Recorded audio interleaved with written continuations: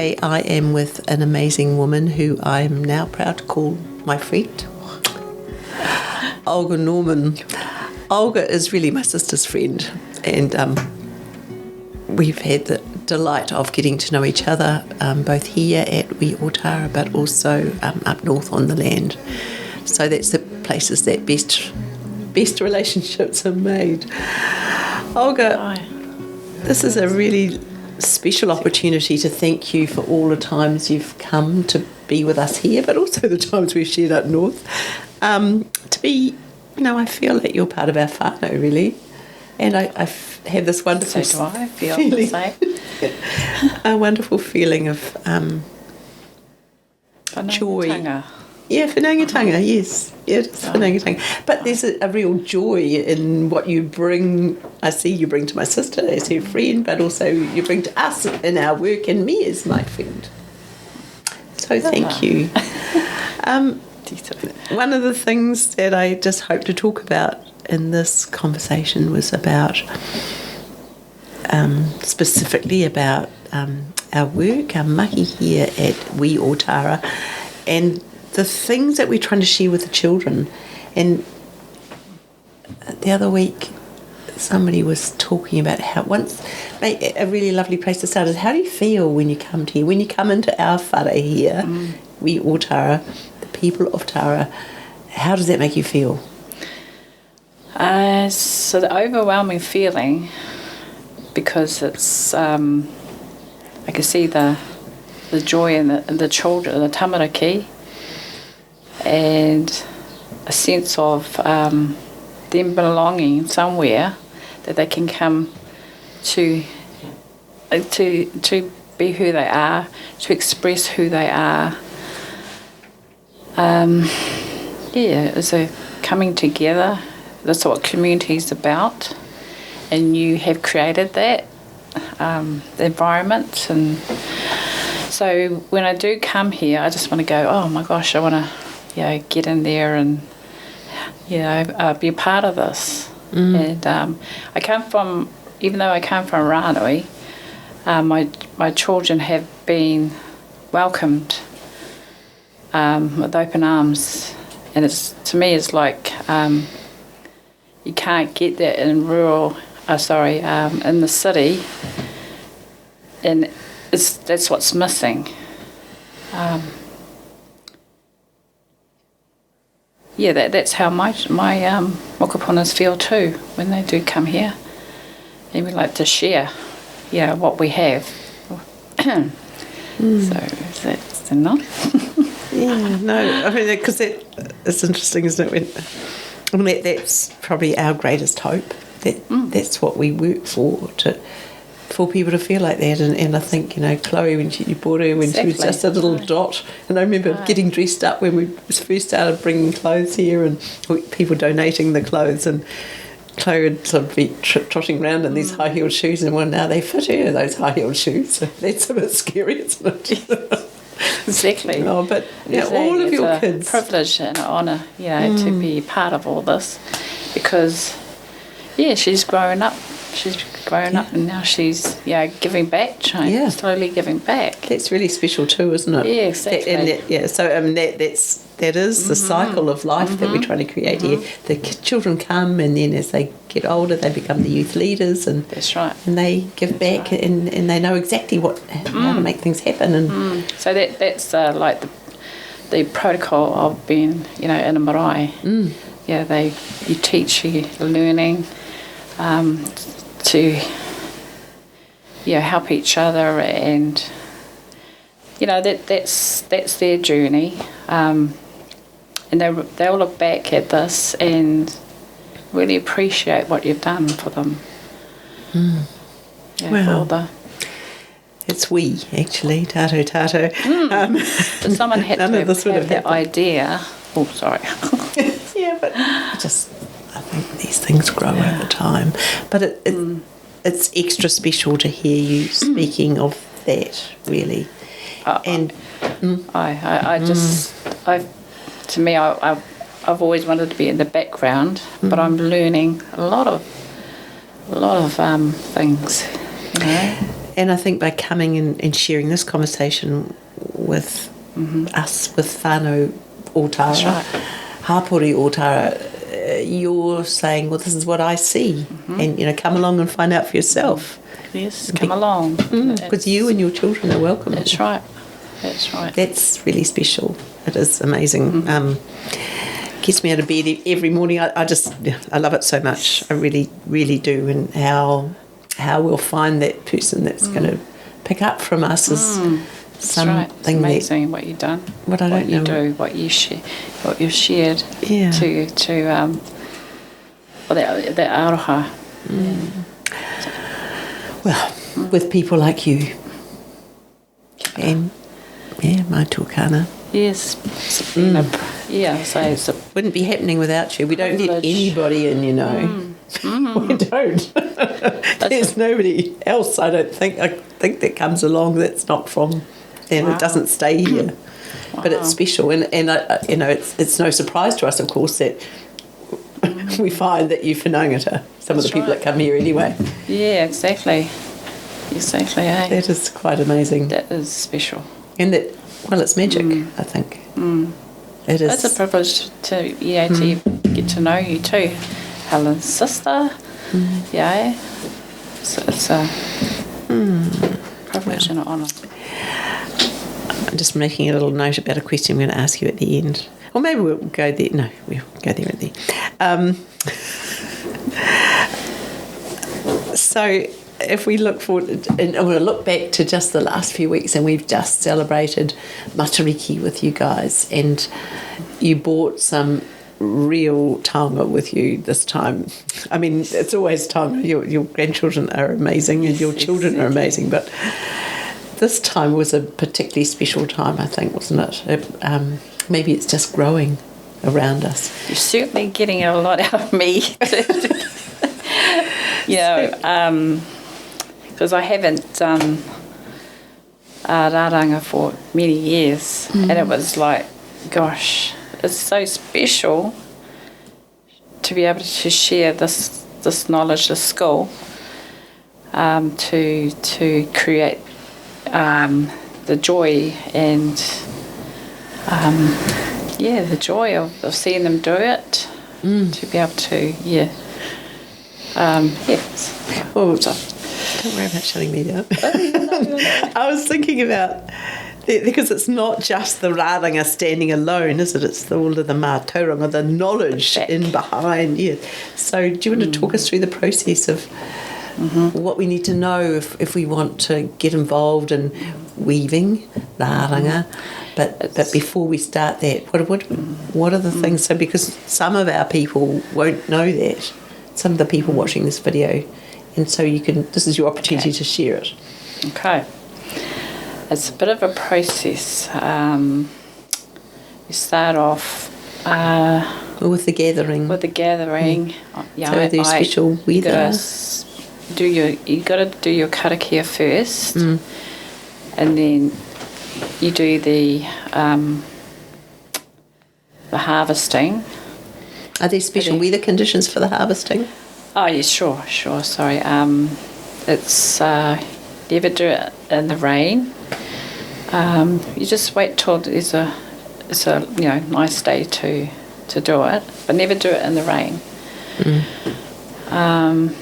What else? Do we know? Was there some old knowledge there about why we wouldn't do it in the rain? Gosh, I know it. You want to? Now, off-camera voice will chip in. Can you do this Okay. one? What I've been told, and I could be wrong, but my memory is that when it's raining, the flax absorbs all that extra water and becomes very stiff and hard and difficult to work with. Okay, so... Okay, I thought there was a... There's that, and there's the other thing is that if you're gathering it in the wet, you could slip and cut yourself on your knife. But of course, your knife's got to be really, really sharp, otherwise you can't. Great, okay. That's wonderful. So Thank you, Tuakana. Yes, kia ora. I was just thinking, because That's people think all of those old stories that nannies talk about, what would they know? But actually it's all there for a jolly good reason. Let's not cut our hands, and let's make sure that the harakeke is in perfect condition for harvesting. Thank you. Yes. And then there's the drying. I just, just test whether it's, soft enough to. It's called hapena, which it softens it so that you can work with the harakeke. You have a special tool for the softening? In the old days, our tupunas use mussel, the shell of the mussel, which is, I've tried it and it does wonders. Yeah. I have got some mussel shells stashed in the cupboard. Did you find them the other week? No, I didn't know. That's okay. It's okay. I'll get them out for next time. But usually it's a sister. You think that's the back of your knife. The back of the knife. I think a lot of people use the back of a knife. And then there's the dyeing. If I've missed out something, araha mai. That was. So there's special dyes that you use? Yeah, it's there's quite a few dyes out there, but the one that I was recommended was cherry dye, called cherry, Teri. So that has to be ordered online. And is that a special natural dye or? I think it's. They say it is. It is. So, but I think any dye is a chemical. So, but it's used to brighten up the. Beautiful. I'm not too sure colours. how they did it in the old days. Yeah, maybe with clay and things like that. You get that ochre colour. Actually, the flour of the harakeke. You squeeze that, there's a dye. Yeah. Felt like dyeing my hair one time. You did? Did that one. And how was it? No, felt like it was like really, yeah. Olga the Ginger. And then you have your gas and primus, and you have your gas bottle. This may not sound traditional, but this is. But you got that firing up. Then you boil water. Then you put the amount of dye. You can mix and match, which I tested, which was really cool, fun. And then you just keep testing to see whether it's ready, the consistency of it, and then you can, you put your harakeke in and twirl it around and dry it. Then you put it up. Oh, sorry. You got to put it straight into cold water. To set the dye. That's important. And then you just hang it up to dry, and then and then it's ready to be used. Yes. So something I've always wondered about, I know like in Ngāti Kahu there's always that bright blue colour. Beautiful, eh? Yeah. So that's traditional from ancient days, or and to other must be a certain way they made it. Yeah, I wonder what that would have been. Beautiful. It is beautiful, isn't it? That bright. Yeah, I can't answer you, sorry. Yeah. But so is there something that you'd identify as Ngāti Kuri? Oh, I was riding in the midst of rāranga, but I never saw them dry the harakeke. Okay. Interesting, Maybe that was a Catholic and they were colonialist thing. Yeah, exactly. Yeah, no avocado, no dyeing. be interesting to look at that too, wouldn't it? Yes, yeah, I'll do it. Yeah, from a history perspective. And then think about what it was, pre-European times. That's right, yeah. So many questions. There's always more questions, aren't there? Research. Yeah, research. So we've seen on our video that beautiful whetu or Matariki. Is it tirama? Tirama, I think that's sparkling word, isn't it? So, and that you and that Helen and the children created. It's well worth a look for anyone that hasn't seen it on the video. And the magic of it is so real for everybody. When you walk into the room, it's like this magnet. Power. And I think, as I said, when I was talking about it with Henny before, that whole, it's created something that's, a forever taonga for us and the kids. So really it's where are we going to take those skills further? Because, for men and women, it was rāranga is a thing, isn't it? It's not. Yes. Yeah, and would there any tapus around it? Not that I know of. Yeah. I know at the Wānangas they have even like Koreans that want to learn how to do it so they can master their own their historical hats they used to make in Korea. Yeah, like a Vietnamese hat. Same. I don't know what it's called. Like a rice. That, yeah, that too, and So they were woven. Yeah, exactly. Okay, that's a lovely way of sharing, for new Zealanders. That's right. Sharing our old ways. Yeah, that's a lovely picture. We could do little workshops. I can see that going down. That'd be very special. Because it's taking something old and creating something new skills for new people, not just our people. Yeah. Exactly. Sorry, it's lovely. What are the other skills you think that I was thinking about your beautiful Holly that she bought contributed to the Matariki. She probably know more than me. She really put her heart into. We all do, put her heart and soul into creating something.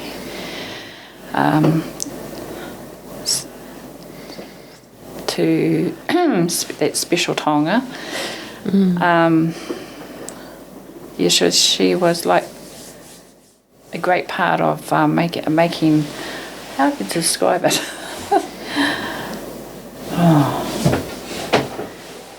I just want to ask a question.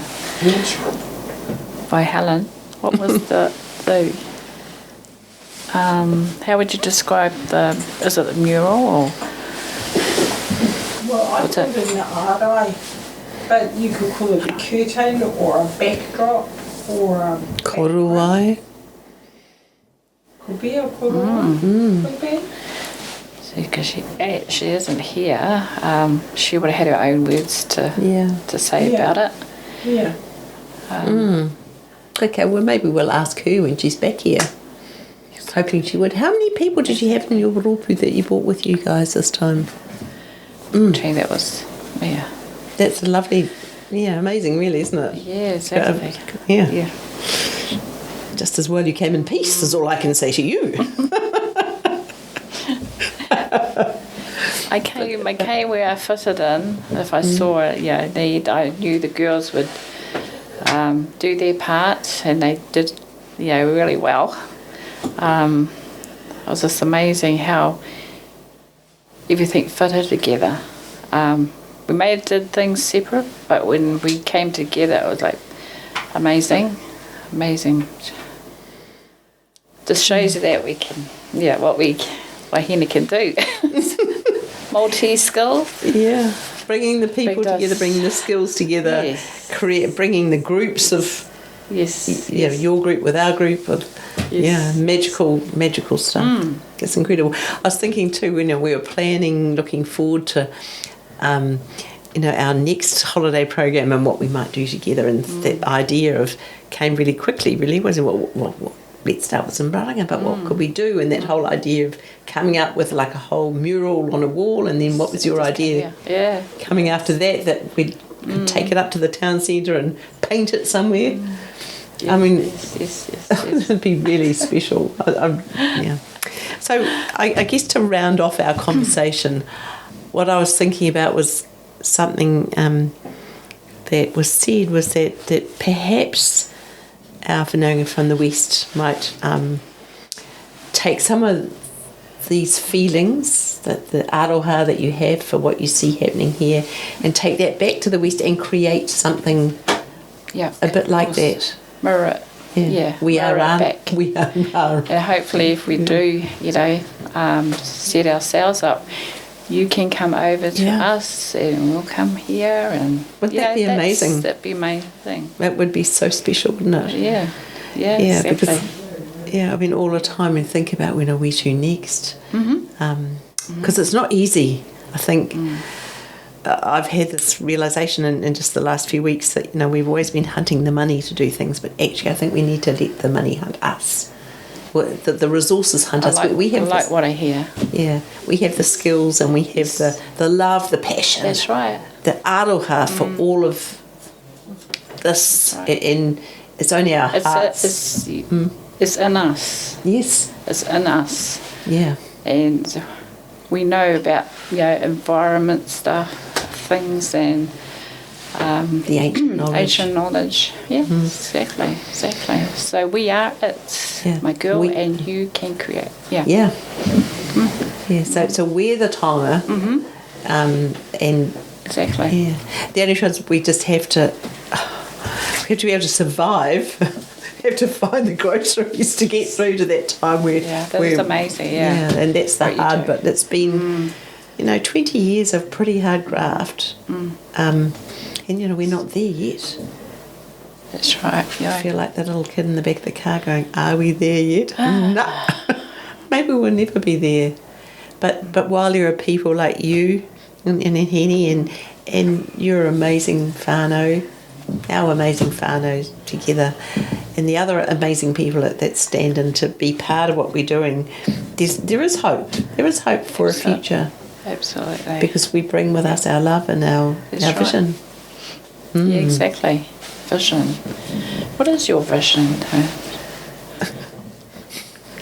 Is that called turning the table? What's my vision for here? That I can go on to do something else while supporting this in a lesser way. So let's forget. So it's not about me, turn it the other way around. This is about our youth that have grown up as you've described your children, grown up with being part of this, and for them to say, yep, I can do this, and then having the resources to support them, because I'm so sick of being poor. I really am. And we're not even really poor. But working for not much money is not much fun. But maybe there's ways that we can get those, that offset the costs and So that would have to be part of the leaving package. I won't leave here to let it fail. So my vision is enough in our basket for me to hand the basket on. You're actually doing better than these organisations out there. I take my hat off to you. Yeah. Because the reason why is because there's no limitations to your vision, your aroha, your